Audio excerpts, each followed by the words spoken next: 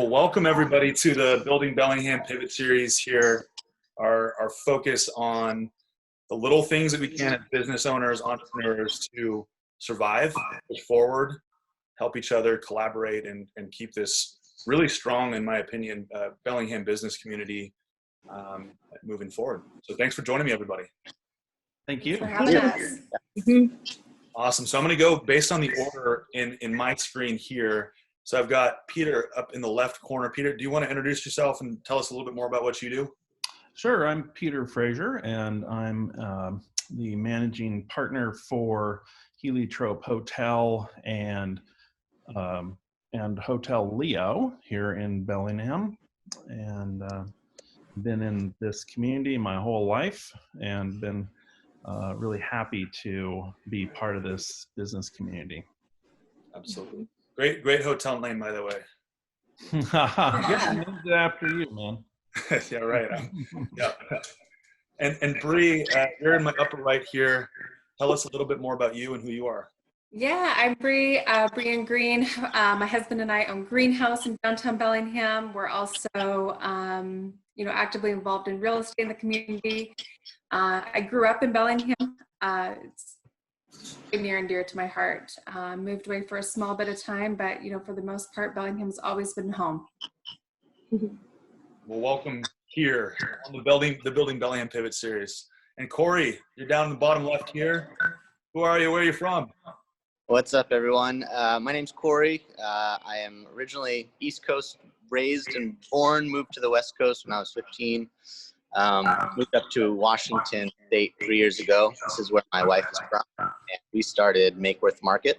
We're about a year old. It's a cafe, retail space downtown on State Street.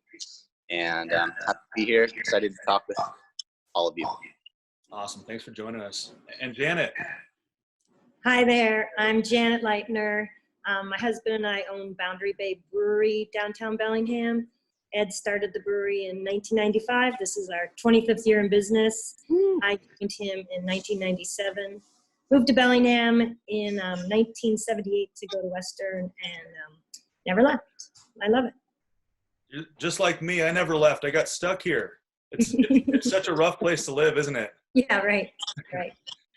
Well, one thing that you guys all have in common to some degree is that you all have a place of gathering, right? This whole concept of gathering is so essential to all your businesses. Again, I don't want to dive too far into the negativity of what's going on right now. We all know what's going on. Everybody's got an opinion. We're all pretty educated at this point. Tell me a little bit more about January, February, March, a little bit more about how this all progressed for you and your businesses. Peter, if you want to start us off, and we can just kind of go around and add to the conversation that way. Sure. How did it progress? Well, as you may know, the Hotel Leo, we opened November 1, a big project taking up a good year of my life. And in January, we were looking at going into the black, turning a profit in May. Very exciting for a brand new hotel. We're doing really, really well. And then, planning for opening a bar and restaurant, and having Evolve here is starting a little cafe outpost in downtown Bellingham. And let's see, Jamie, our general manager, was had a meeting in San Diego, talking to companies that bring travelers from all over the world to hotels like ours. When all of a sudden we saw a cliff coming, and it was not looking pretty. And day by day, I'm not telling you anything you don't know, but day by day, everything started looking mighty sketchy and scary. And we had to let one person after another go. And the cliff came, and now we have basically one employee in each hotel holding down the fort. We're still open, but believe it or not, one person can handle the business that we have in each hotel at the moment. So the cliff really made you realize that at this point, this is what we really need. This is what we need to operate. And was that kind of a good silver lining? I mean, it's not good, obviously, but is it kind of one of those introspective moments where you can take a step back and realize, well, this is what we actually need to run this business? Oh yeah. Oh yeah. Yeah, absolutely. It was very interesting to make those decisions and have the people around me support those decisions. Bob Hall and my wife Amy, my business partners, and our employees were all right there to bolster things. And looking for silver linings. It's I think that I have so much faith in this community as a business community and just as a community. I think the silver linings are really on their way, and it's just been great to see how we've flattened the curve, what everybody's done to stand up and do what they needed to do. And I love seeing entrepreneurs do what they need to do to stay open. Janet, seeing what you guys are doing at Boundary Bay, seeing what our friends down there at Black Sheep are doing.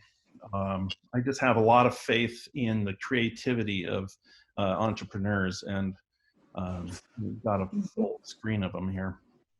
Yeah, absolutely. Corey, what about you? So the transition for us was interesting.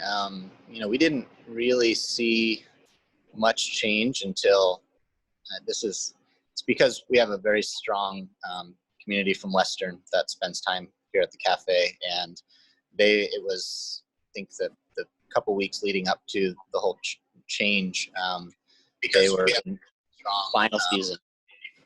So that they were spending their time here, and these things were happening, and business was as usual, literally until March 14th.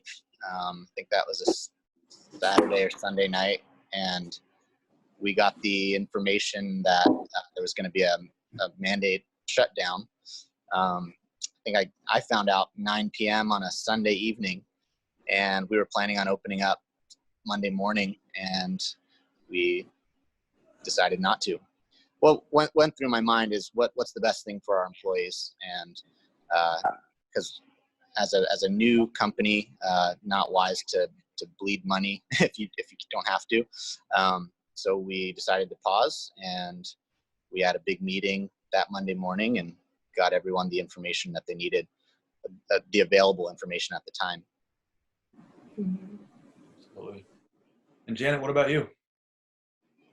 Well, so for our business, we take our cash reserves and kind of get through the winter with cash reserves, and then St. Patrick's Day and the St. Patrick's Day parade is kind of like the switch. Then we just click a switch, and then we start to grow our reserves again, and that's just the economics of our business and how it flows. So when we saw things starting to all these warning signs, and so yeah, the health and safety of our staff, and as a community hub, it's like a big responsibility keeping people safe. And went over and put a sash on the mayor because he was going to be our grand marshal for the parade. And then had to call him back up and tell him I was canceling the parade. So we kind of were a little bit ahead of the curve. So we canceled the parade. And then so that was supposed to be on the Saturday, the March 14th. But prior to that, we had taken tables out of the restaurant and kind of had created that space, that social distance thing. And it's just now it's almost like you learned so much as you went through this process. So it's like, okay, we're going to get individual salt and pepper packets for people because we want to keep people safe, And now it's like, that is such a little teeny tiny, idea of what has happened. But those salt and pepper packets are still sitting there. And I just look at those and go like, wow, that just is absolutely, it's so far in the past, for us. Mm-hmm. That's what we did. We took the salt and pepper shakers off the tables. I took out about 30% of the tables. And then, so Saturday was parade day. Parade's canceled. Sunday, I just said, we're closing. Mm-hmm. So we closed before mandatory, like, the gatherings and all that, where the governor's talk was, but it was just by maybe a day. But I was so freaked out. I just closed, and I just started throwing all the food in the freezer and giving food away. And I just didn't know, then by the time we had to reopen here, we had this problem. I froze all the food. No. But yeah, so that's kind of how it started for us, was just that you thought you kind of thought you could outrun it. You thought you could outsmart it. You thought you could spatially distance. You thought you could protect people. And then it was just like, whoa, no, so we shut down and then brought a team together. And we were super fortunate, and talk about a silver lining for us was that we had, for the last 2 years, already had a delivery system in place. And you guys are probably, except maybe Peter and me, would remember the Maytag repairman.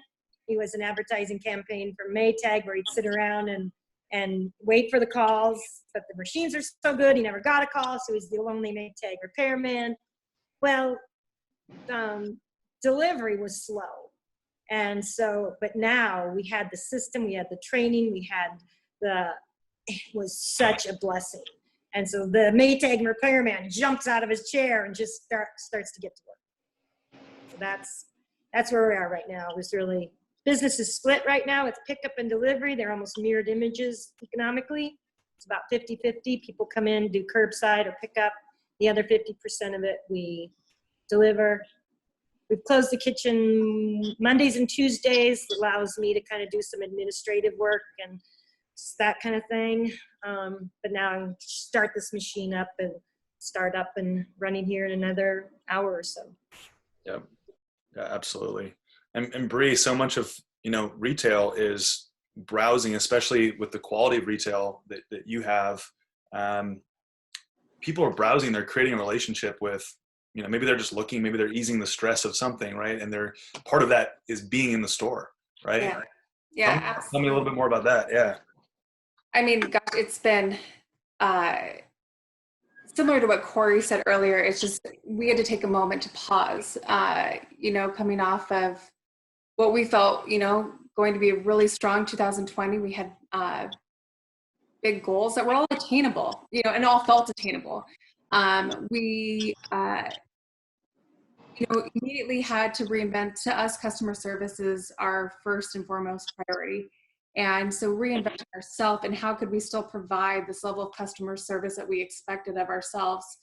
And how can we still sell to the customer in a new format that feels safe?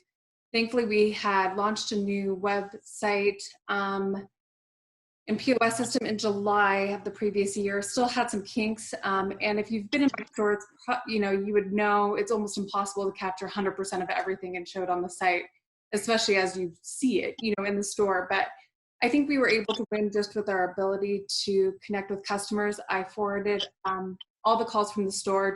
I immediately sent them to my cell phone. So at least I felt like I could answer, the customers' questions, because they still called. It was great. I mean, even though we closed, they still called, and we immediately went to doing about 1 online order a week to 12 to 14 a day, and fulfilling all those through just delivery. It's just my husband and I jump either in the greenhouse van, we jump either in our car, and we just, drive around Bellingham doing order fulfillment. And, non-contact, the customers feel very safe. We feel very safe. And it's been an interesting journey, just inventing that system and process. That's awesome. That's awesome. And Janet, you mentioned something before we jumped on. We talked about pivot, and you said pivot. And so you're talking about pivoting with style. And I like that a lot, because, you can do it with a negative attitude, or you can do it with style, like you said. How have you all done this with style? I mean, there's everyone's pivoted. Everyone has some sort of, whether it's the takeout or whether it's, the ability to lean out your business, or whether it's a drive-through or growler pickup or whatever it may be. What are these? Tell me a little bit more about these things that you're already doing as an entrepreneur, and then just kind of fell into place because you're just constantly changing and growing. How important is that growth mindset? You couldn't, if you're not open to change in a situation like this, you will be the opposite of thriving. You will curl up in a ball and hide out someplace. And I totally get that personality that would not embrace this kind of this amount of change. And there's some people that their jobs, even here at Boundary, I count on them doing it the exact same way every single time. And those people in pre-COVID days are just like, they're like the rocks of the beer has to be the same every single time. The soup has to be the same. I would be bored out of my mind if I had to do that job. Yep. But those people I count on.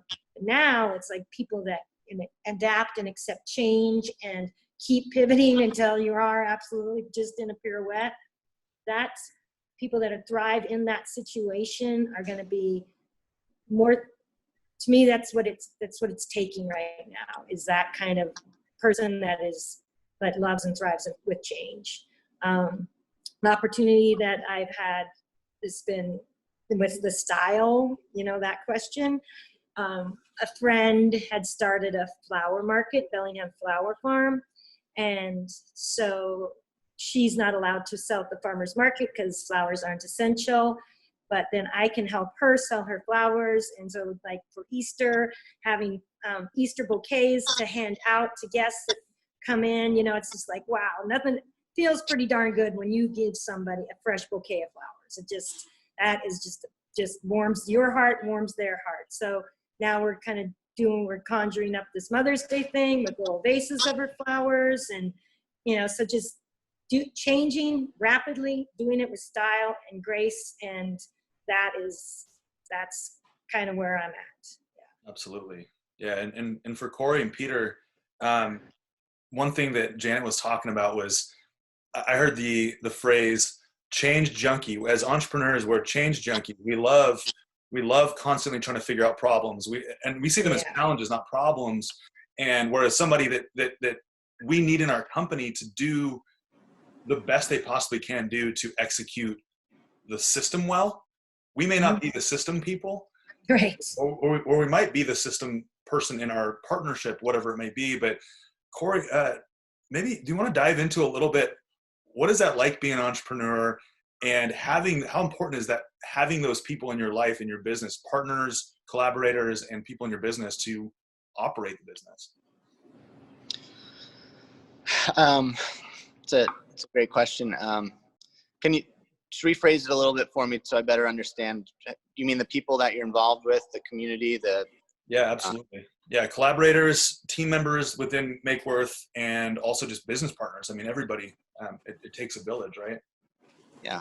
So we are, our business is an LLC. We have 4 different small families that kind of have come together to create this business. So personally, for me, being the person on the grounds, it has been incredible to have them as support.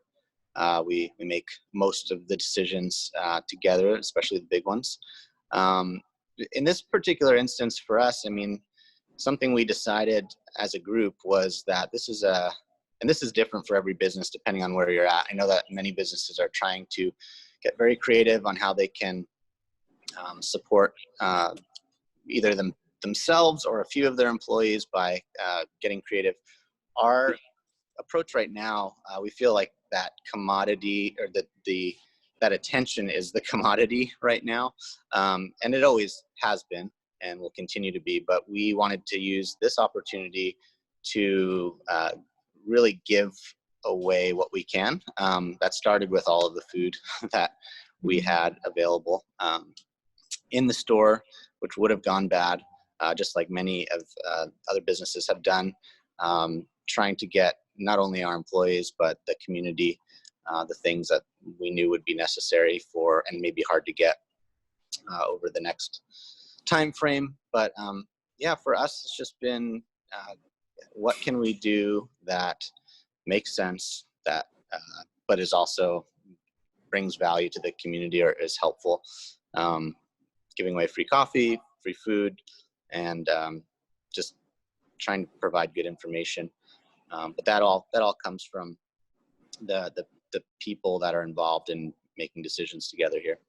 Absolutely, collaboration. Yeah.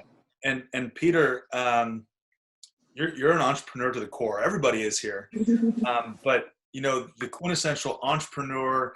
And we met in a different setting, and it was so interesting to watch what you're doing as well. What does that mean? Like, if you're an entrepreneur, how, like, you're in a storm right now. We're all in a storm together, right? This community's in a storm.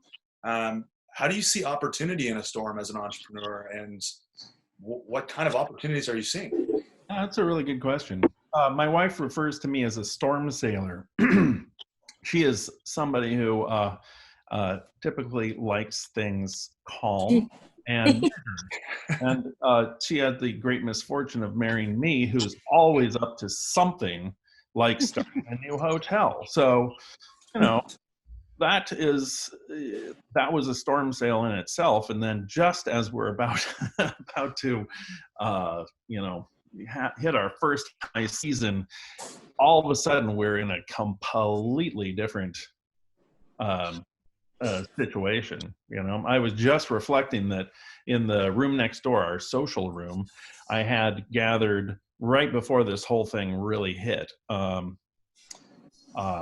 Christine Chan from Evolve, JP and Jess from Roaming Radish, who are our food and beverage people, or who are going to be our food and beverage people, Jamie, our general manager, and Christina, our events person. And we were all just having the best meeting. We're all gather people, you know? What we love is to gather people, bring them in close, everything the COVID is against. Bring them in close, bring people experiences. We all found each other, and we're all so pleased to be in business together. And all of a sudden, everything turns completely. And so what do you do? It's like, it's as though I'm a sailor, so I always use sailing metaphors.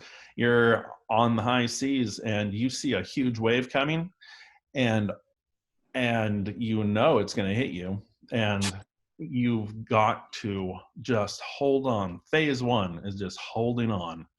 And as that wave hits, and that's exactly what it's done. And then phase two is, you know, the boat pops back up from your capsize. You see what you have available, what you lost, and set sail so that you can take the oncoming waves. And that's where we are now. And that's the looking for opportunities. And, you know, immediately I was on the phone with Mark Peterson from Sustainable Connections. And he's like, you guys have freezers and refrigerators and big kitchen. we really need space for community food. And now we have Meals on Wheels working out of that's kitchen. Fabulous. Awesome. And you know, this kitchen is a great community resource one way or another. You know, it's going to be a great resource for downtown for a business, but right now we can make it make use of it for our community. You know, we have an app called Bellingham Concierge that I put together while we were opening the hotel, and I did about 200 reviews of all the best restaurants and cafes and stores and such, and all the work that went into it, all the wonderful descriptions of the ambiance of these places. Oh my God. And now all of that is, I don't know, you know, Lord knows what's going to happen with all of our friends who I wrote about. However, I think we're going to turn that quickly into an app for promoting whatever it is that people are doing. Makeworth, when Corey, when you're deciding what you want to do in the next few weeks, and and Janet and Bree, it's like how your business is changing and evolving. I want that to be a part of this app for visitors. It's mostly for visitors, but now it can be a community resource for people, residents here too. So it's just day by day, just trying to figure out how we move forward. Yeah. Thank you, Peter. And I love that metaphor of the boat, capsizing. I think that makes a lot of sense. I think we can all resonate, whether we've been on a boat or not, or whether we've Step away from the iPad, please. been on the high seas or not. And tell me a little bit more from our other guests. What's been on our someday maybe list, like Peter was talking about with this concierge service, that we're like, okay, I'm going to get to that in a year. I'm just going to work on it once a month. Anybody have that situation where you have something you're working on? I've got this awesome new thing I'm going to roll out with the business. It's going to happen 2021. And then all of a sudden it's like, oh no, that's going to happen next week. We need to speed that up. Or website for sure. We're 99.5% of our annual revenue comes from brick and mortar, that in-store sale experience. It does not come from our website, or did not. And even though we always put that as a priority, allocating the labor and resources there, was not something we could do. But today I have just one employee that is continuing to work for me, and that is the person developing the website. It's funny, through this whole process, she called me and she's like, and she can do this remotely too, but it's like, okay, let me know if you need my hours. And I said, no, you need to like double your hours right now. All the effort in there, and it's still not perfect, but definitely a huge change for us. Yep. Yeah.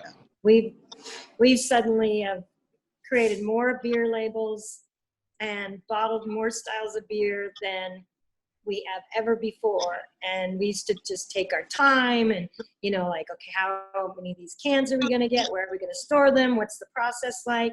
Now we're just slamming labels on. It's so cool. We've got beer cans of all kinds and bottles of, I thought, how the heck did we do this? It took us, years to just have a couple of cans and bottles in the marketplace. And now I think I've got 10 or 12 different bottles and cans of beer in the fridge. So that's kind of cool. It just really showed that we can make this process much more streamlined and, let go of a little bit of the creative control and just let people do their jobs and get things out in the marketplace a lot faster than we ever have before.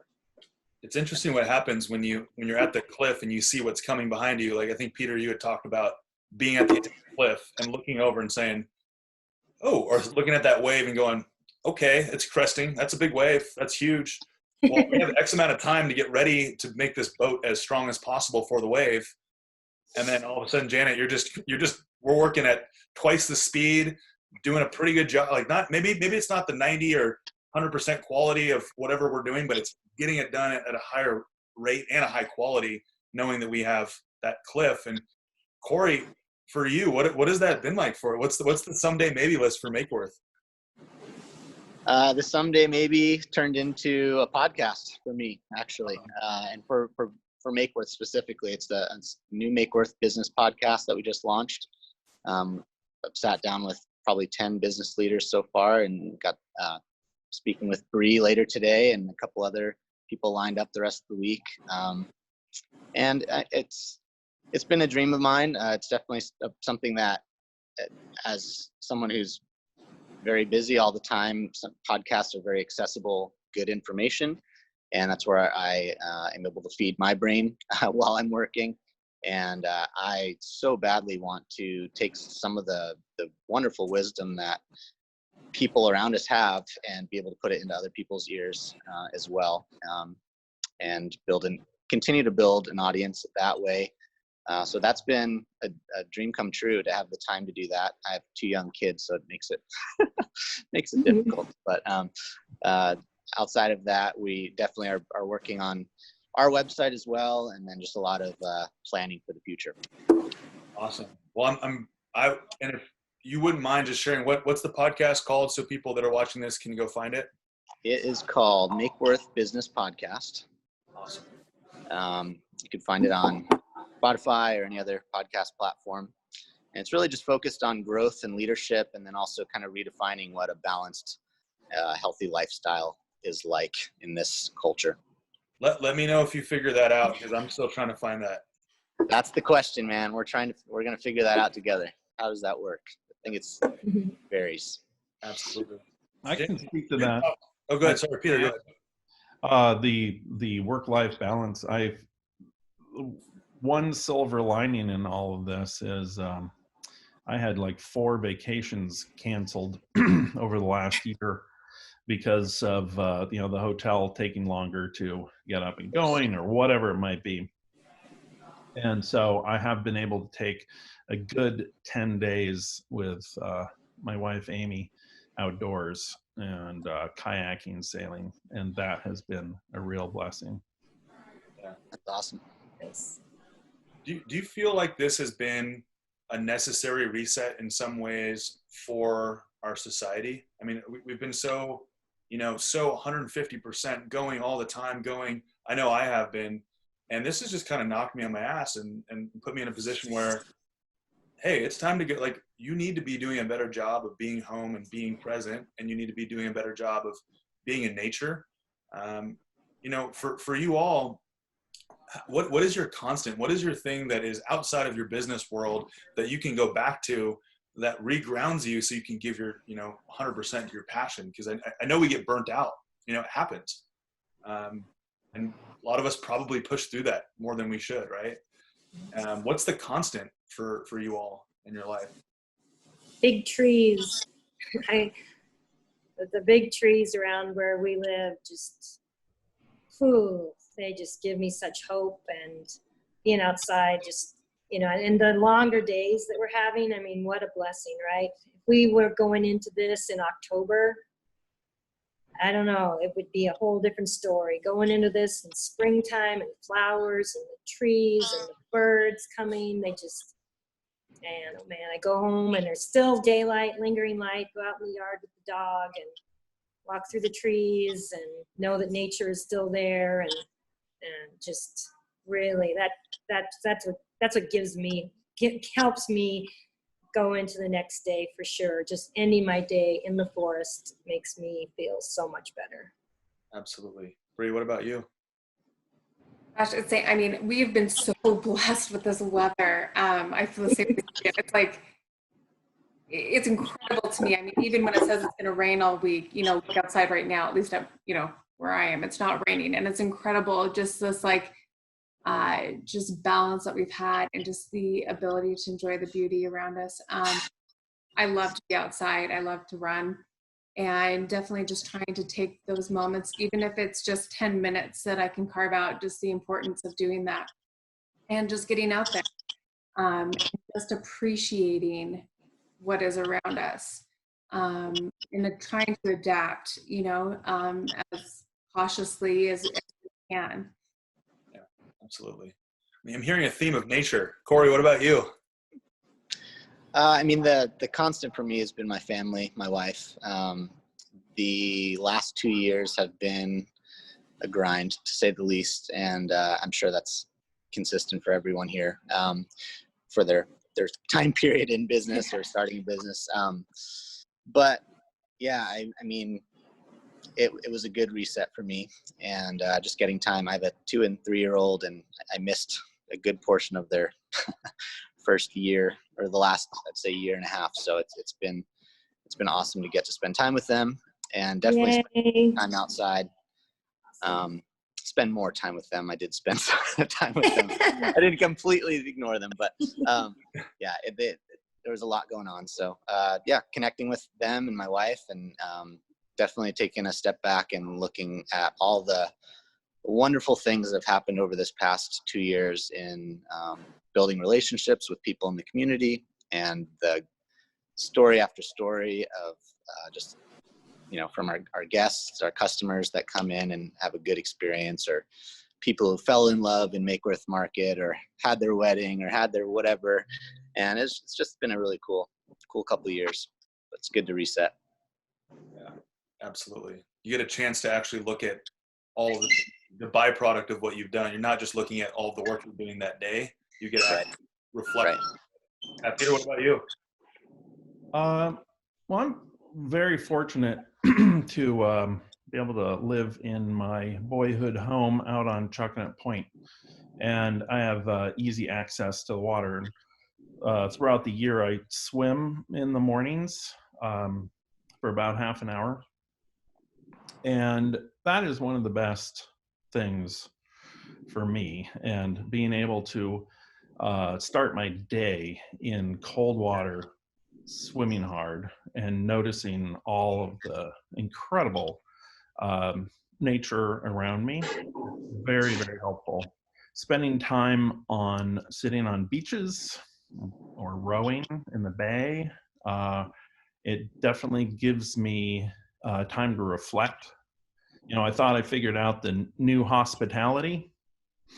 Now we're going to have to be working on the new hospitality. Right. So, and how do we gather? How do we, because we're not going to stop gathering. We're not. And somehow we're going to be able to move through this thing creatively and with all the heart that we've brought to the table before, just in a creative way. And for me, spending time with my loved ones and out in nature, having that time has been very, very helpful in preparing and thinking, strategizing for the future. Peter, I'm sensing a water theme with you. I think you like water to some degree. Oh yeah, no, I'm all about the salt water. Yeah, absolutely. Well, for you all, whether you're from Bellingham, you've been here all your life, or you've moved from out of the area. Corey, I can relate to that. I'm from Seattle originally. I came up here 12 years ago, and so being becoming a part of this community, and then for those of us that have grown up here and seen this community change and grow, hopefully for the better in your eyes. Tell me a little. How important is the community in Bellingham here? What are you seeing with the local community collaborating to get through this? Yeah. Janet, do you want to jump into that? So the question is, how have I seen the local community come together? Yeah. Oh my goodness. Well, that's another blessing. Just like we were talking about the seasonality of this, when it happened, the other blessing is it's Bellingham. And the loss of funding for nonprofits is heartbreaking, but yet it's such a part of the fabric of our community. The community response has just been incredible. Our fish fry line, I'm surprised that we've had a traffic jam in downtown Bellingham, and just the support of our regulars. This was our 25th anniversary in business. This was going to be our year of giving. We had a $25,000 giving campaign for the community, where we've gone through and we've vetted out applications. We've chosen the people who we were going to give funding to and support and do events with. And it's heartbreaking as all of that is, that a lot of that's not going to happen. Still continuing to hear from those people and support each other through all of this. I got a message from Kate today, who's the executive director of Max Higby, and of course April Brews Day was canceled, and that was the 19th April Brews Day.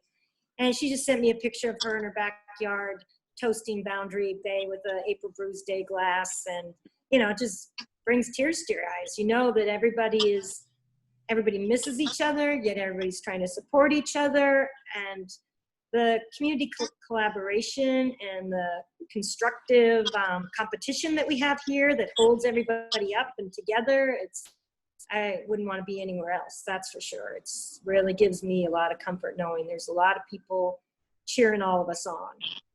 Absolutely. Yeah. Corey, what about you? For someone like me that's, you're not new to the area, but you are also new to the community like I am, we haven't been here, we haven't grown up here. And for somebody Yeah. like you that has created such an amazing, by the way, aesthetically beautiful space in Bellingham, tell me a little bit more about how have you seen collaboration within the, well, you're in a couple different sectors, retail, coffee, and then also beer and wine. Is that right? Correct. Yeah. So I did have the opportunity, or I had the chance to visit Bellingham for the past 10 years, though I've lived here for 3, and I've got to watch a lot change, which has been really neat. And specifically for coffee, I was interested in what was going on here, which kind of led to the decision to kind of move forward with things. But yeah, one of the aspects that I was blown away with when I started visiting was the beer culture. And Boundary Bay specifically, you played a huge part in that for me. I'd visited you guys before, and just the way that the community seemed to uphold and support each other was a huge inspiration for what we wanted to help create within a cafe culture as well. As more and more have started to pop up, we wanted to be, being a 5,000 square foot space where we do more than coffee, but that's a very core piece of our business. And so that existed here, well before I was here, and I could see that, and that drew me to be here. And I think it draws many people to come to Bellingham from all over. We're in a unique spot where people can cross the border and and come visit, and then we're also fairly close to a very large city. So, a lot of out of town people come to Bellingham because of what they know is going on here, and we wanted to be part of that. And in this particular time, I can't even name and all of the people and the specific businesses that have in some way, shape, or form supported us, whether it was by a simple share or a like on a post, or physically giving us as a business something that would help us grow. It's been incredible. So excited to be part of this community and to continue to be part of it, and hopefully give back to it, be part of giving in the future. Absolutely, yeah. And for everybody here, because we have a mix of people like myself and Corey that are new to the area, and then we have the others that have been here for an extended period of time, whether you grew up here, whether you moved here a while ago. How important, I mean, we're all part of us as entrepreneurs and business owners. There's an element of capitalism. Like we're trying to create a product that people want to buy, and we're trying to make money based on our business, which is, it just has to happen with being a business owner. But there's also this balance, and there's maintenance of this beautiful place that we live, and the size that it is. Talk to me a little bit more about how do we find that balance of growth in Bellingham so that we can continue to be a thriving community, but maintain our, like Janet was talking about, like the fact that I can walk across the street, walk onto a trail, and be in the woods in no time. So how do we maintain that balance? Good planning. Yeah. I mean, we've been working on that for years. How long have the voters or the taxpayers in Bellingham been paying for greenways? A long time. They keep re-upping it. That is planning. We have, it's not always easy, but, we work for density. We have these urban villages, downtown being one of them. That's where the growth is going to be occurring, and allowing our residential neighborhoods to exist as they are. And, we're looking for growth opportunities there, but doing so very carefully. This community has been working on good planning for a long, long time, and it's got its heart in the right place. There are definitely differences of opinion around, what the planning department's up to, and what how easy or not it is to start a business here, etc. But generally, I think we're all on the same page, and people move to Bellingham because they love it and they love the natural environment here and the pace of life. I think, and the nonprofit sector. I mean, you just look in my lower right corner there, looking at Janet. It's like that's a business that has been supporting the nonprofit sector like nobody's business. I mean, it's amazing what Boundary Bay has done, and I think that that's inspired a lot of other businesses to do the same. And I think that, yeah, brings a tear to my eye to think I know. about what this community has been through and is going to be going through. But damn, we're going to be doing it together, and that, you know, no matter what happens, I'm really thankful for that. Me too. Yeah. How do we find that balance? Who else wants to jump in on that? It's hard to follow the mic drop there with Peter. Yeah, I think, the one common ground that, all of us as we virtually gather together have is we're trying to build downtown. We're trying to continue the community of downtown. And at least for me, I saw around myself, and I think everybody can agree, there was so much growth happening. And my biggest concern that I look at is like, how can we continue just to encourage this growth that we saw downtown, new businesses that, were either months old or months away from opening? How can we just, continue to be a support to them? How can the community just, help gather around them and bring them up, and we can continue to see this growth that we were on track for in downtown? It's there's so much. I mean, it's incredible to see, but it's like we need to just all just extend an arm as long as we can, out to our neighboring businesses. Absolutely. It was so instructive to start this hotel here in downtown Bellingham and get to work with Bree and the women from Ideal across the street and all the other great businesses, and in creating this Bellingham Concierge app, which you can download from the App Store. I mean, it's basically read through the existing reviews. It's a love letter to all those people who have done so much for Bellingham, creating these great stores and restaurants and the trails and the parks and everything else. It's like I know that we can come back to that and revive it. It'll be different for sure, and some of those businesses are not going to be there, but there will be others. Yeah, absolutely.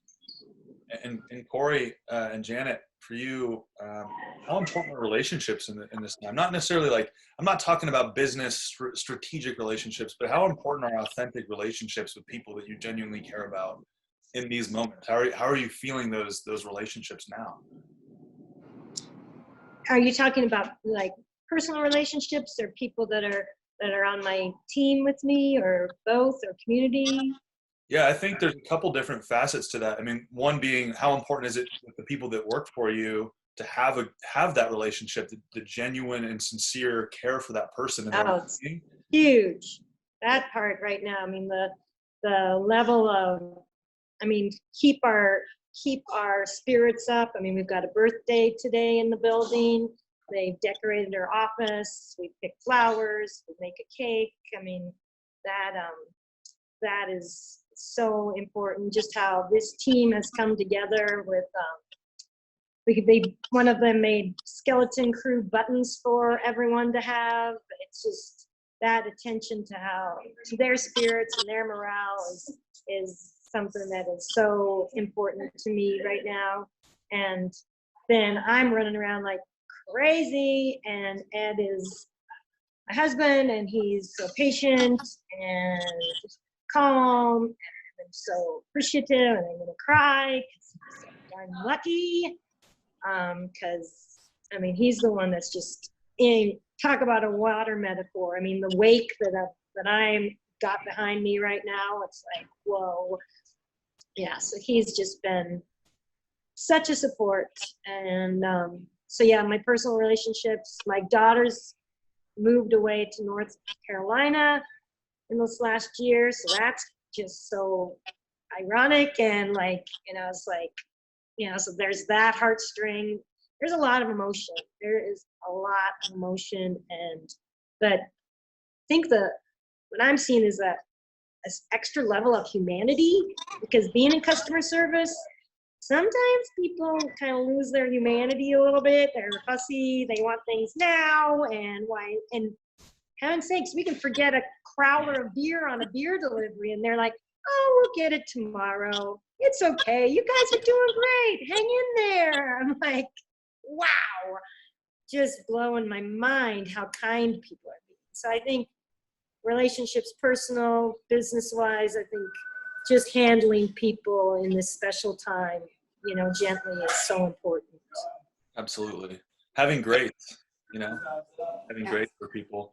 So before we wrap this all up, I'd love for you each to have an opportunity to send a message to the community from you and your business and your family. Peter, if you want to start, what would you like to send to Ruby, the local Ruby, I'm just about to business wrap up community, this Zoom. I just need to. residents in Bellingham, for business owners? I'm sorry, I missed what you were asking me to speak to. I said, do you want to go sailing today? You know I Yes. do, pal. The question was, what message would you like to send from you, your family, from your business to residents in the community, other business owners? Yeah, good. Okay. I think it's for a good 10 years, I've kind of had a theme, whether it's in my role as former board member of Resources for Sustainable Communities, or whether it's in business, whatever it might be, is building community resilience. And it's something that in good times, it's easy to talk about and not really do. But I'm telling you, something like this, community resilience, is it really shines a spotlight on some of our strengths and some of our weaknesses. Every year, once or twice, I'll do a 100-mile diet where I try to eat, all I eat and drink has to be from within 100 miles. I'm telling you, it's not easy. And it really shows you just how little food we produce in our community, for our community. And I think it's a weak spot. And while it's probably not going to hurt us on this go around with COVID, there's going to be some other time where we're going to be really, we'll be very thankful that we have more food security in this community. And so I guess my message to everybody is, remember that as a community, we've been working for a good long time to build the community that you're enjoying right now. And we all have a responsibility to give back to that community and grow it in the future for that strength that we need together. Thanks for sharing that. Yeah. I'm excited Bree, what about you? What message would you like to pass along from you and the greenhouse? Gosh, just piggybacking on what Peter just said. I mean, just that we're here. We're here to support the community for whatever you may need. I think that goes for all of us, that are on this right now. We all kind of support a different sector of or industry, but Really close to wrapping up. Shop local right now. There's lots of items that we're all trying to navigate through and various things. But if you have a need, support local restaurants, support, you have a choice as you go out there with where you're going to, put your money right now, and giving back to our community is huge. And just by injecting it into a local business. Absolutely. Corey, what about you? Mine is just a big thank you to everyone who has just supported us and who continues to share the love. And I would also just say for businesses and business leaders and people in the community that just to stay vulnerable in this time, meaning if you don't know what to do next, talk to somebody or tell somebody or connect with somebody. I'm sure everyone on this call would be happy to at least discuss options, whether we have the right answer or not. I think it's really important to not pretend in this situation that your business or you even personally have things figured out or going in the right direction when you don't. And I know that I am personally, and our business is personally, seeking so much advice on what to do right now. We're not by any means planning on shutting down, but something like this could definitely tank our business and any other business. So I think vulnerability, but also just a major thanks to the acceptance that we've had over this year. And we just hope that continues to shine through. Absolutely. And Janet, what about you? I'd like to just chime in on thanking everyone for the support that they've given us over through this time, but all throughout the 25 years of Boundary. And our team message around here is, Peter will like this, but it's just keep swimming, just keep moving forward, everyone, and don't give up. Just don't give up.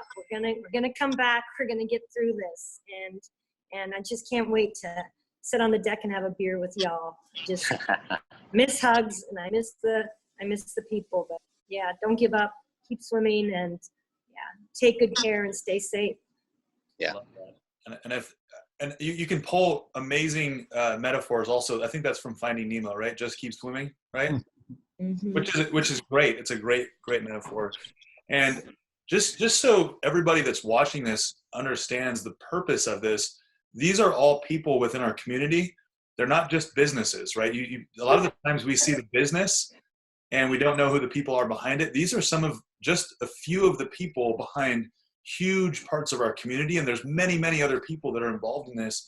And so I know that I'm not as experienced as you all are, and I haven't been in Bellingham as long as you all have, but I just want to say that I'm here, we're all here, if there's anything that we can do to provide any value or a lending hand or ear or some sort of advice that we can provide, we're all here for that. Wouldn't you guys all agree?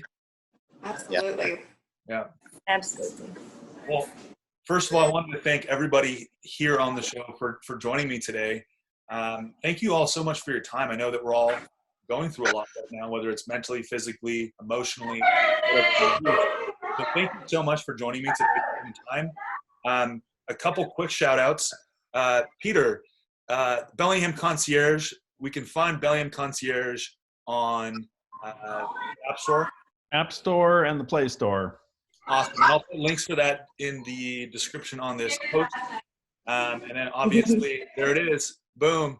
Ah, there you go. Yep. Easy to find. We'll have the links in the description. And then you can find all of these awesome local businesses on Instagram and on Facebook, and all of the links will be below, along with the websites, so you can find more information about the businesses, who they are, what they do. And then obviously everybody will be tagged on this post. So if people want to send you a direct message, are you guys open to that? Absolutely. Oh, yeah. Yep. Well, again, I appreciate you all so much. Thanks for joining me. Take care, everyone. Take care. Thank you, guys. Have a wonderful rest of your day.